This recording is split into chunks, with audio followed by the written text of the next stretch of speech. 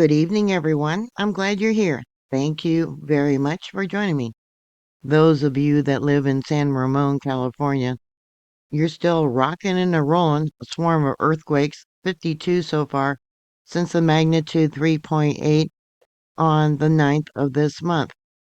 Before I jump into the details, I want to give a shout out to someone who sent me a very generous PayPal donation. Yep, you saved my butt when my funds were stolen by a cashier at a local convenience store. Thank you so very much. God bless you. I thought it originally showed 52, but now it's got 51 earthquakes here. This 3.8 was only about 5.7 miles in depth, and it is there's another one just popped up. Yeah, something. And it's part of the Calaveras Fault Zone, which is part of the San Andreas Fault Zone. Any earthquake does have a 10% chance of being a foreshock or something much larger. I don't know if you can see it drawn out in red. That's the Calaveras Fault Zone. What they consider the main shock occurred at 9:38 a.m. local time, Pacific Standard Time. Different reports said it was only 2.5 miles in depth southwest of San Ramon, California. That was the largest shock in an ongoing earthquake swarm along the Northern California fault system, which produced over 40 events of a magnitude 0.6 to a 3.8 from November 9th until today, with depths consisting of 5 to 10 kilometers, 10 kilometers being about 6 miles. This earthquake was followed by a rapid succession of tremors, followed by 3.2, 3.0, and yeah, numerous others. Yeah, 51, 52 aftershocks so far altogether. I don't have them all posted here. I started working on that, but when I realized there was 51 of them, yeah, I stopped. There hasn't been any reports of damage or injuries. Light shaking, intensity level 4 near the epicenter. Now, the Calaveras Fault is a 120-kilometer long right lateral strike slip fault in the San Francisco Bay Area, East Bay Hills. So it's about 74 miles long and is part of the San Andreas Transform Fault boundary. There also was a very small earthquake in Berkeley, too. I was checking out all the earthquakes and I noticed there was an uptick there in the Bay Area for earthquakes. Nearby faults include the Hayward Fault and the Greenville Fault. Yeah, this area is capable of having a magnitude 7 or larger earthquake. And as you know, the Hayward Fault is way overdue. Up over here, we got the Mount Diablo Thrust Fault. Let's bring it out a little bit farther. Yeah. So here's where all the earthquakes are occurring. And I don't know if you can see if I can find it. I believe it was a 1.8 there in Berkeley today. Now, they say that swarms here are common. There's been swarms in 2015, 2018, 2021, and they rarely escalate into a major quake. So I hope not. I hope it's not putting pressure on the Hayward Fault because that one is definitely overdue. Here you can see we got 1,653 reports from this 3.8, and it was felt as far as Santa Rosa, intensity level 2, and as far south as, let's see, what do we got here? Oh, Santa Cruz. Okay.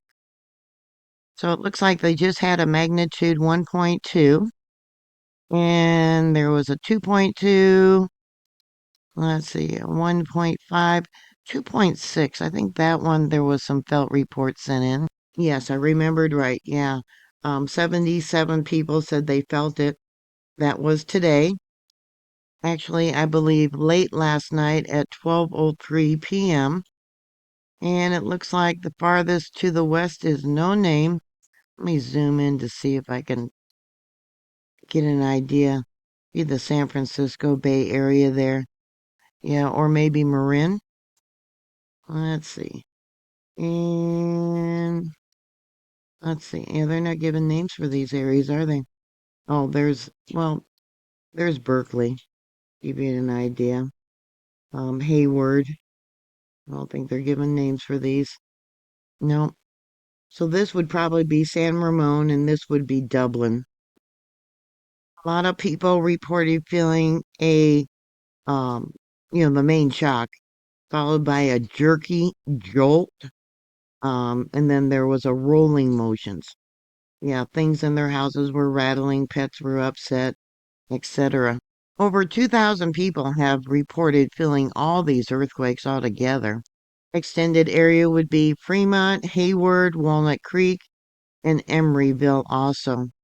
Besides the farthest report coming from Santa Cruz, there was also reports of being felt in Half Moon Bay, Stockton, and Mill Valley. Yeah, I figured it was probably Mill Valley. Just another reminder how those of you in the Bay Area need to be seismically alert, seismically prepared. There's a lot of very inexpensive things that you can do to prepare your home, such as bolting. They have straps for the flat screen TVs to bolt them to the wall. Bolt the bookcases to the wall. Strap your hot water heater to the frames of the house. Make sure you don't have anything large that can fly out off a cupboard. Have locks for your kitchen cupboard doors. Don't have large appliances on the top of the kitchen cabinets that can, yeah, bonk you, maybe even kill you if they go flying off. One of the largest misconceptions is that people think they need to stand in a doorway where they're telling people, don't do that. If there's a quake, don't get in the doorway. Get under something strong because the door can swing shut and you can lose fingers. Chop them right off. And I keep telling people you can buy what they call museum putty to put on the bottom of your knickknacks so they don't go flying off and you can, end up losing some, treasures.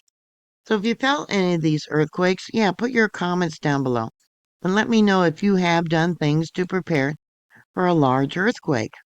Do you have a bag of medical supplies, first aid kit, food and water already prepared just in case? After a large earthquake happens, well, it's a little late. Please put your comments down below. Thank you very much for watching. Please like, share, and subscribe, and I'll talk to you later. God bless you. Bye.